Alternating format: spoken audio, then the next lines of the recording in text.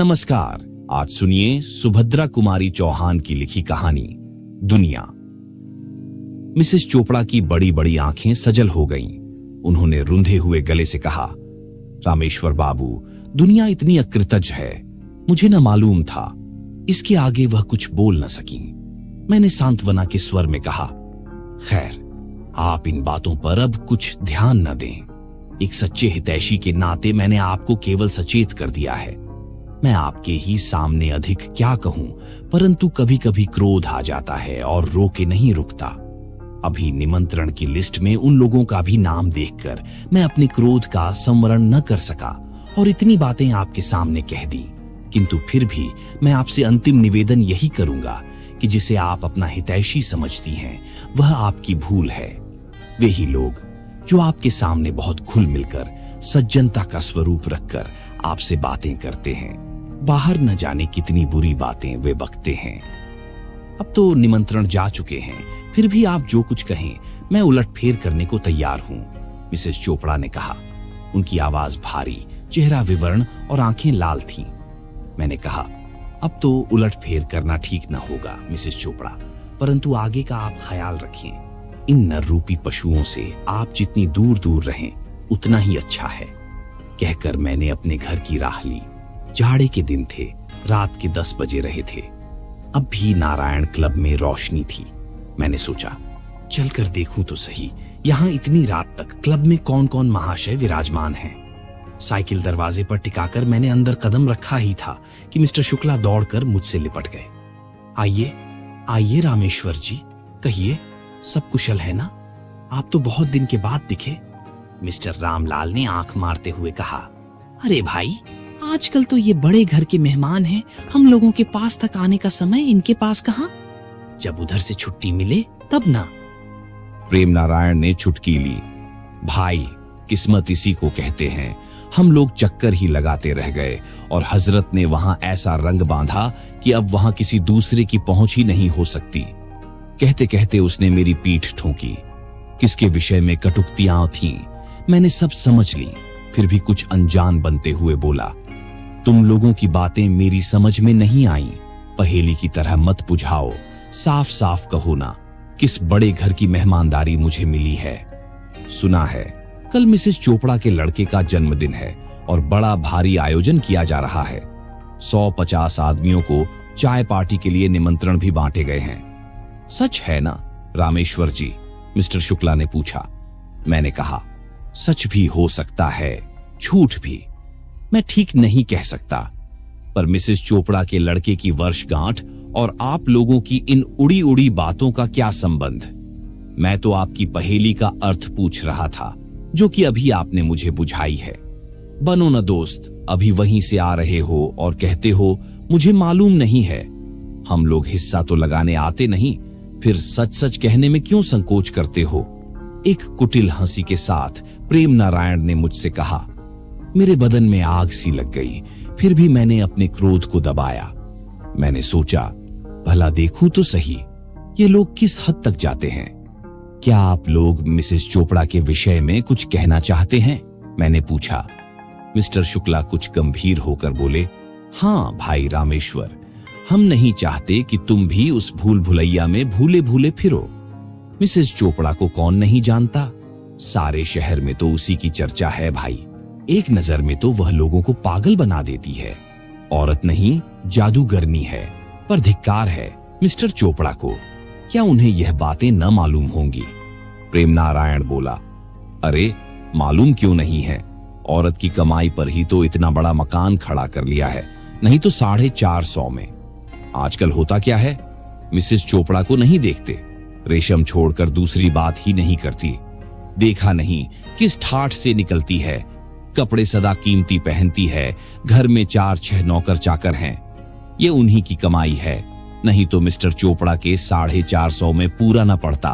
भाई साहब, रामलाल ने घृणा भरे स्वर में कहा, भाई, मुझे तो उसकी शक्ल से नफरत है।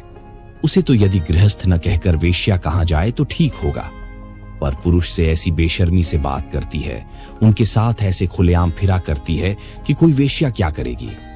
पढ़ी लिखी औरतें क्या हमने देखी नहीं?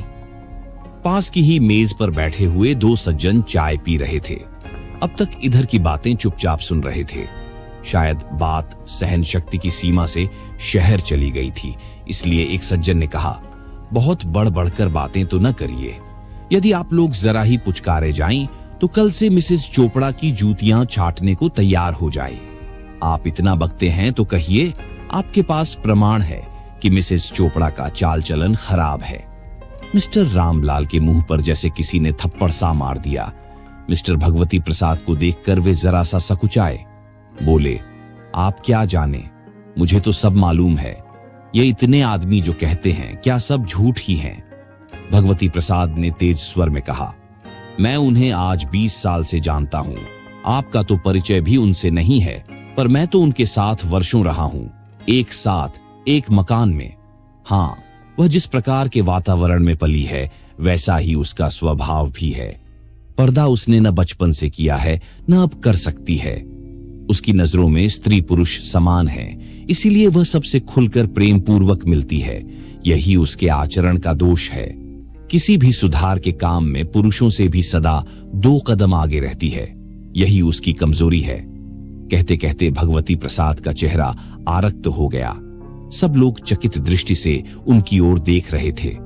हम लोगों को अनुमान भी न था भगवती प्रसाद भी मिसेस चोपड़ा से परिचित होंगे, क्योंकि हम लोग उन्हें परदेशी समझते थे। वे लाहौर से अभी 2 महीना पहले ही यहां आए थे। कुछ ठहर कर वे फिर बोले, लेकिन कहने वालों की जबान को लगाम कौन लगाए? चमड़े की जबान ठहरी, जिधर चाहा हिला दिया। सत्येंद्र बीच में ही बात काटते हुए बोले, पर आप क्यों नाहक इन लोगों के मुंह लगते हैं, बकते हैं? बकने दीजिए। सूरज पर धूल फेंक कर कोई उसके प्रकाश को धीमा नहीं कर सकता। धीरे धीरे रामलाल, प्रेम नारायण और मिस्टर शुक्ला खिसक गए। अब वहां पर मैं, सत्येंद्र और भगवती प्रसाद जी रह गए। हम लोग भी घर की ओर चले। रास्ते में मुझे संबोधित करके भगवती प्रसाद ने कहा, रामेश्वर जी, तुम में इतना साहस नहीं कि इनके मुंह पर थप्पड़ लगा देते। वह तो तुम्हें भी लांछन लगा रहे थे। मुझे तो ऐसी बातें कहते तो मैं तो बिना मारे न रहता।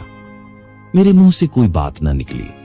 सच बात तो यह थी कि मिसेस चोपड़ा मेरे लिए भी एक पहेली सी थी। आज साल भर से मैं उनके घर रोज जाता रहा हूं। वह सदा प्रसन्न मुद्रा से मेरा स्वागत करती थी। उनकी वाणी में वह मिठास थी, चितवन में वह मोहकता थी कि कभी कभी मैं यह शक करने लगता कि शायद उनका मेरे साथ अनुचित तरह का प्यार है, किंतु दूसरे ही क्षण मैं होश में आ जाता जब मैं देखता ठीक वैसा ही व्यवहार वह दूसरों से भी करती है।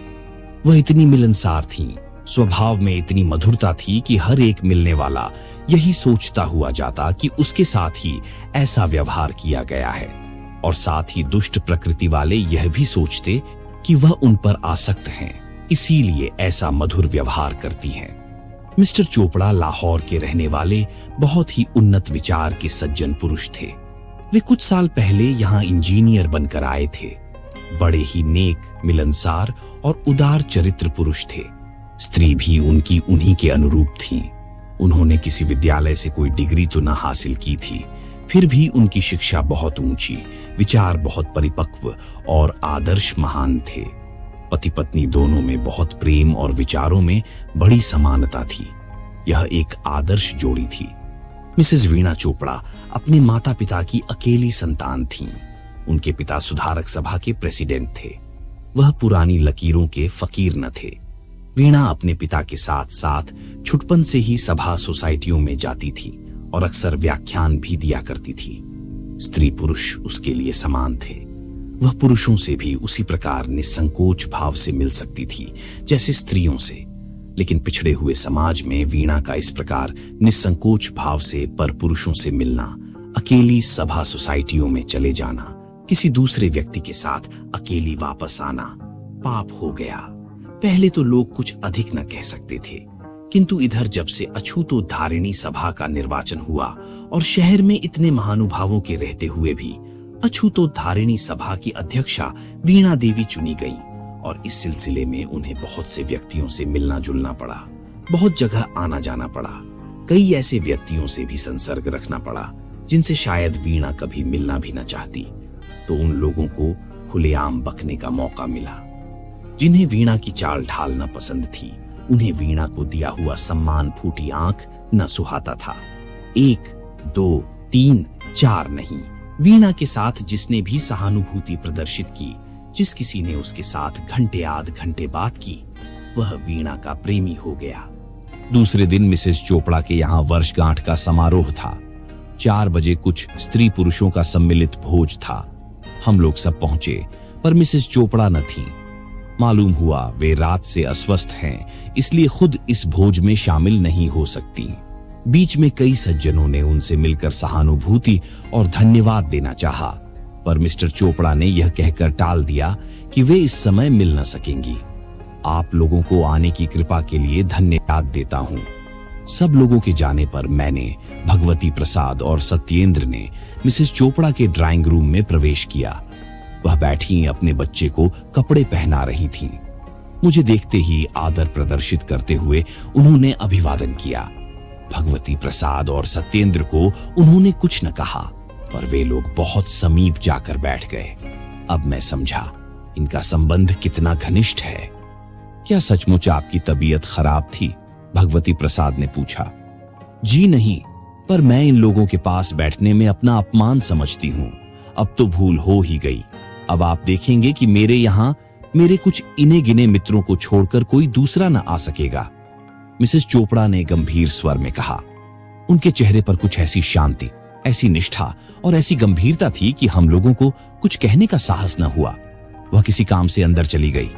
इसी अरसे में भगवती प्रसाद ने मुझे एक पत्र दिखलाया। पत्र पर सिरनामे की जगह कुछ न था। मजमून इस प्रकार था। आपसे मिलकर बड़ी प्रसन्नता हुई। 1000 मुंह से आपकी प्रशंसा करूं तो भी नहीं कर सकता। मैं आज आपसे आपके प्रणय की भीख मांगता हूं। आप तो दाता हैं, आपकी दानशीलता प्रसिद्धि पा चुकी है। क्या मुझ भिखारी को भी संतुष्ट करेंगी? यदि आपने कृपा न की तो मैं बेमौत मर जाऊंगा। अनुचर। नाम किसी का न था। नीचे जो उत्तर भेजा गया था उसकी प्रतिलिपि थी। मैंने स्वप्न में भी न सोचा था कि आप मनुष्य के रूप में राक्षस हैं। अपने मित्र की स्त्री के प्रति ऐसी कुभावना रखने के बजाय आपको तो चुल्लू भर पानी में डूब मरना चाहिए था।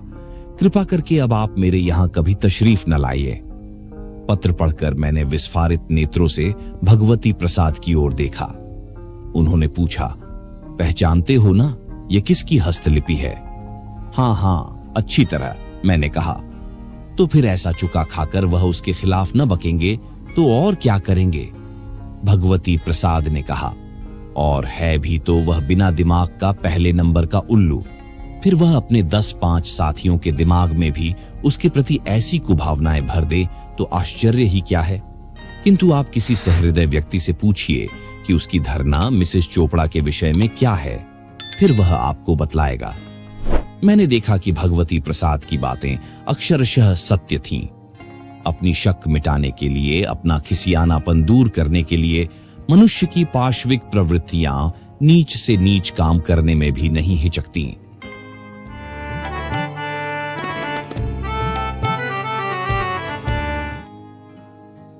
आप सुन रहे थे सुभद्रा कुमारी चौहान की लिखी कहानी दुनिया।